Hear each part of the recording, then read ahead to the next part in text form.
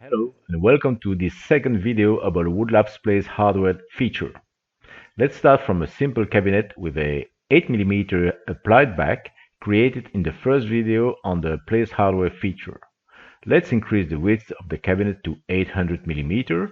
We have previously learned how to place hardware according to fixed parameters. In this video, I will add a screw placement configuration to parts of the cabinet. This will change the number of screws placed according to the width of the cabinet. The placement parameters will therefore be variable. For this example, I decided to drop the screws on the top. In order to improve my visual comfort, I select the back and hide it, because I want to drop the screws on the backside of the top. I orient myself facing the backside of the top, disable the perspective, and drop the hardware place feature. Instead of selecting an item and filling in the placement parameters, at the bottom of the window in the list, you can select different pre-recorded placement configurations. Select the screw tree configuration. By enlarging the window, you will display the configuration settings table. You will see columns with the placement settings just above it. Each row gets the parameters according to the variation in length along the chosen axis. You will see the placed element, the placement mode, the number of elements, and the other parameters of the function.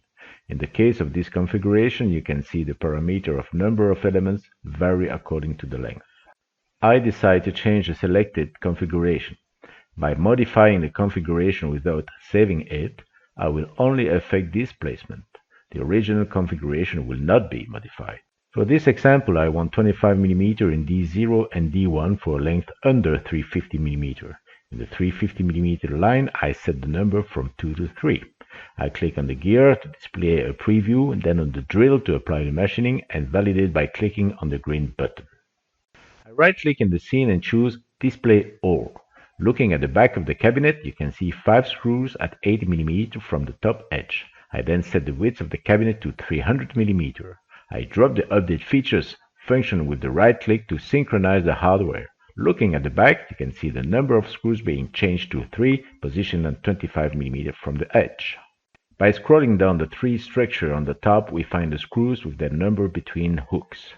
Right-click in the scene, select Show All. Select the top and hide it. You can see the machinings on the applied backside. By scrolling the tree from the back, you will find the different machinings operations applied by the screws.